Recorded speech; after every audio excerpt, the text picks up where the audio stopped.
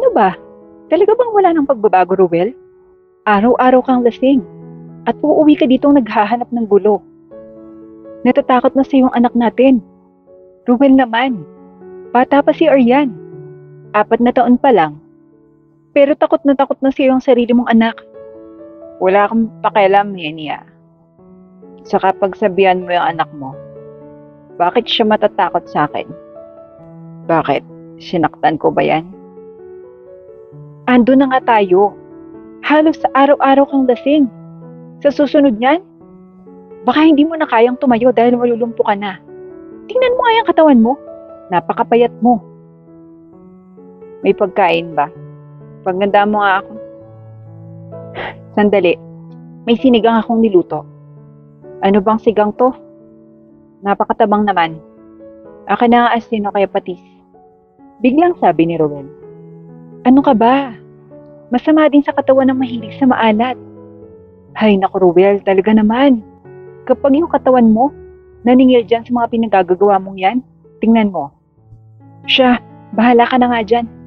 Matutulog na ako at baka magising pa yung anak mo. Habang pumasok sa kwarto at tinabihan ng anak na si Aryan. Tricycle driver si Ruel at palaging napapainom sa may kanto kasama ang kanyang barkada. Halos napabayaan na ni Ruel ang sariling kalusugan niya at bagay na ikinatatakot ng kanyang pamilya. Isang umaga, paalis pa lamang para mamasada si Ruel, ay nasa labas ang anak na si Aryan. Anak, andyan ka pala. Pakis nga ang tatay at mamamasada na ako. Sabay halik sa kanyang anak. Tatay, wag na po kayo uminom. Saad ng bata. Ano ka ba anak? Ano ba gusto mong pasalubong? Hayaan mo mamaya. Maagang uuwi ang tatay ha? Sabi niya sa anak. Matapos namang magsampay ng damit ni Henny, ay lumapit na ito sa mag-ama niya. Alis ka na ba pa? Oh, mag-iingat ka ha? Paalala ni Henny. Oo ma. Alam mo ba, itong prinsesa natin nagulat ako. Nagsalita ba naman na wag na daw ako uminom? Natatawa ang kwento niya.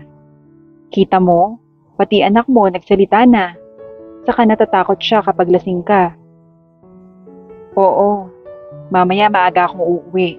Bibilhan ko ng pasalubong ang ating prinsesa. Magsaing ka, Henny. Ako na ang bibili ng ulam natin. Ani Roel. Aba, oo sige. Nakakagulat naman ah. Mukhang bago. Sana magtuloy-tuloy ka na sa pagbabago mo pa. O siya, alis na ako. Habang namamasada naman si Roel, ay nadaanan niya na maagang nagiinuman ang kapwa driver niya. Ay, kaaga naman ang inuman na yan. Pati ni Roel.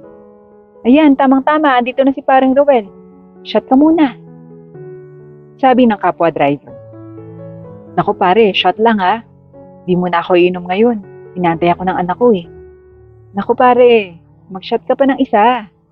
Dagdag pa ng mga ito. Matapos makailang shot naman, ay nagpatuloy mamasada si Ruel. Napansin niyang kanina pa nanginirot ang kanyang tiyan at tila may naipit. Aray, kasakit naman. Kanina pa to ah. Saad niya sa kanyang sarili. Nang kinahapunan naman, pasado 6:00 ay nakauwi na si Ruel. Oh, andito na ako, ma. Aryan, nasaan ka? Mayuwi ang tatay sa'yo. Ani Ruel. Wow, tay, ang ganda naman po ng Barbie doll na to. Ani Aryan. Nagustuhan mo ba anak ko? Ito nga pala, lechong manok ang binili ko, kalahati. Sabay abot sa kanyang asawa. Habang naghahanda naman ang pagkain si Henny, ay nakaramdam na naman ng sakit ng tiyan si Ruel. Ma, kanina pa nga to eh, napakasakit. Pahingi naman ako ng maligamgam na tubig at baka mawala kahit papano. Ani Ruel. Kaagad naman na binigyan ng asawa ng maligamgam na tubig. Naku ma, hindi ako makakakain ngayon. Mahihiga na muna ako. Kumain na kayo ng anak mo ah.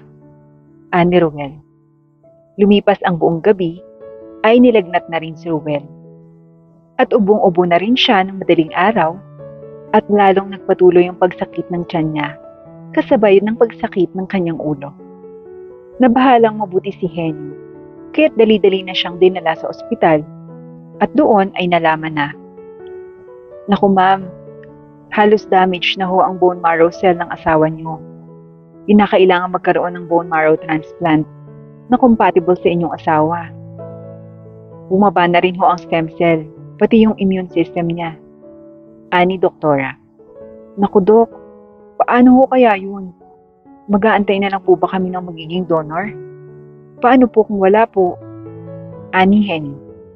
"Sa pamilya niyo po, magsubok na magpa-test kahit sino sa miyembro ng pamilya niyo para malaman po natin kung sinong maaaring maging donor niya." Nang gabing iyon, ay umiyak ng umiyak si Henny dahil sa sakit ng kanyang asawa. Samantala, sa kabilang dako, bata pa lamang si Aliyah ay may sakit na siya sa puso. Hanggang sa mag-7 taong gulang ang bata, lalong lumala ang sakit nito. At kung saan saang ospital at doktor na ang tumingin sa bata, ngunit pare-pareho lamang sila ng sinasabi, "Mami, huwag ka na pong umiyak. Ayokong nakikita kang umiiyak." Ani Aliyah. "Hindi anak. Ang gusto ko lang naman ay ang gumaling ka at makasama ka pa namin ng daddy mo." Ani Claire. "Mami, lahat ng bagay nangyayari dahil may dahilan. Lumalaban po ako hanggang kaya ko, Mami. Huwag na kayong mag-alala ni Daddy." Ani Aliyah. "Baby, huwag kang mag-alala. Malapit na tayong umuwi ah." Sagot ng daddy ni Aliyah. Tumango na lamang si Aliyah at saka nagpatuloy sa paglalaro ng kanyang Barbie doll. Nang kinahapunan naman, ay nakatulog ang batang si Aliyah. "Grabe Tan, ang tapang ng anak natin. Napakabata pa niya para sa ganitong pagsubok, pero lumalaban siya." Ani Claire. "Malalagpasan din to ng anak natin." Ani Tan, sabay yakap sa kanyang asawa. Sa parehong ospital, kung saan naka-admit si Ruel, ay doon din ang batang si Aliyah. Naka-wheelchair noon si Ruel nang mapadaan siya sa kinaroroonan ng bata. "Hello po," bati ni Aliyah. "Hello bata," bati ni Ruel. "Bakit po napakapayat niyo po? Ano po yung sakit niyo?" tanong ni Aliyah. "Ako? May problema yung bone marrow ko. Kakainom ko ng alak to eh. Ikaw ba bata, bakit ka nandito?" Ani Ruel. "Ako po ay patuloy na lumalaban sa sakit ko po sa puso. Pero matagal ko pa pong makakasama yung mama at dad ko." Ani Aliyah. "Ganon din ako iha. Gusto ko pang makasama ang anak ko. Halos kasing edad mo lamang siya. Mahilig din sa Barbie doll." Paliwanag ni Ruel. "Sayang, siguro po mabait yung anak nyo. Mukha po kayong mabait eh." Ani Aliyah. "Ikaw din iha. Kaya ipangako mo sa akin na magpapalakas ka pa." Ani Ruel. "Pangako po hanggang sa huli. Hindi po ako susuko. Pero kung sakali pong mangyari yon, pwede akong maging donor niyo po." Ani Aliyah. "Naku iha, huwag ka nga mag-isip ng ganyan. Dapat, magpalakas ka pa. Andiyan ang mga magulang mo, nag-aantay sa'yo." Ani Ruel. "Lahat naman po may hangganan. Kaya kung sakaling man po, magkaganon man, gusto ko pong makatulong sa iba. Tulad niyo po, para din po makasama niyo pa po ng matagal yung anak niyo." Sagot naman ni Aliyah. "Ikaw talagang bata ka. Para kang matanda akong mag-isip. O siya, paano? Mauna na ako sa aking kwarto ha. Bukas ulit, magkwentuhan tayo." Paalam ni Ruel. "Sige po Kuya Ruel." Sagot naman ni Aliyah. Habang nasa kwarto naman si Aliyah, ay panay ang kwento niya sa mga magulang niya tungkol kay Ruel. "Mami, alam niyo po, may isa po akong nakilala kanina. May sakit po siya sa bone marrow. Sabi ko po sa kanya, pwede naman ako maging donor niya po." Sagot ni Aliyah. "Baby, huwag kang magsasalita ng ganyan ha. Matagal ka pa naming makakasama ng daddy mo. Konting tiis na lang anak." Ani Claire. "Pero mami, basta po, ano man po yung mangyari, gusto kong mag-donate kay Kuya Ruel. May anak din po siyang kasing edad ko eh. Sagot ni Aliyah. O siya. Anak, magpahinga ka na muna. Ani Claire. Habang patulog naman ang anak na si Aliyah, ay nag-usap ang mag-asawa. Tan, hindi magdodonate ang anak natin. Ayoko. Ani Claire. Oo naman. Lalabanan natin ang buhay ng anak natin. Huwag kang mag-alala. Sabay yakap sa kanyang asawa. Kinabukasan naman, ay nagkitang muli sina Rowel at Aliyah. Ipinakita nito ang drawing niya kay Rowel. Kuya, tingnan niyo po kami nila daddy at mami oh. Tapos nandito din po kayo. Kahawak ang kamay ko po. Ani Aliyah. Aba, ang ganda iha ng drawing mo ah. Bati ni Rowel. Part na po kayo ng family ko dahil magiging donor niyo po ako kuya. Sagot ni Aliyah. Salamat iha. Sagot na lamang ni Rowel para hindi na mag-isip pa ang bata. Paano po kuya? Mauna na po ako. Ani Aliyah. Nakita pa ni Rowel ang pagkaway ng bata. Ngunit maya-maya ay nagulat siya nang makitang dinadala ito sa emergency room. Dahil inatake daw sa puso. Dok, gawin niyo po yung lahat. Iligtas niyo po yung baby ko. Ani Claire habang umiiyak. Magkasama namang naghintay ang mag-asawa sa labas ng ER at inabot ni Tan ang hawak na drawing ng kanilang anak. Silang buong pamilya at isang lalaki na kahawak kamay ni Aliyah. Lalong naiyak si Claire nang maisip ang nais ipahiwatig ng anak nila. Ilang minuto lamang ay lumabas na ang doktor. I'm sorry po, ma'am and sir. But Aliyah's already dead. Hindi na po kinaya ng katawan niya at hindi na rin po nag-respond sa mga gamot na ibinigay namin. I'm so sorry. Pumasok naman kaagad ang mag-asawa sa ER. Baby, bakit iniwan mo kami kagad ng daddy mo?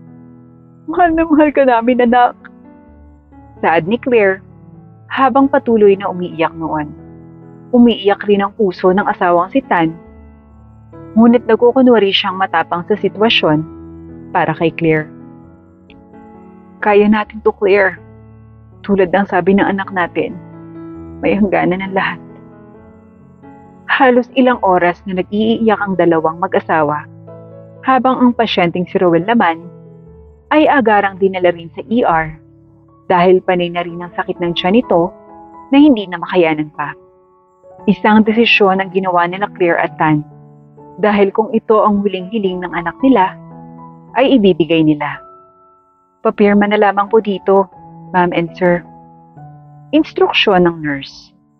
Kaagad naman nilang pinirmahan ng kasulatan kung saan pinapayagan nilang i-donate ang bone marrow ng anak kay Rowel.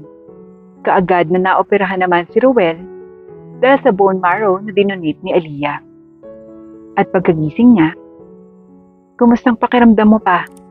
Andito pala yung mga magulang ni Aliyah, yung batang donor mo." Ani Henny. "Kamustang pakiramdam mo?" Tanong ni Claire. "Okay naman po. Maraming salamat ho."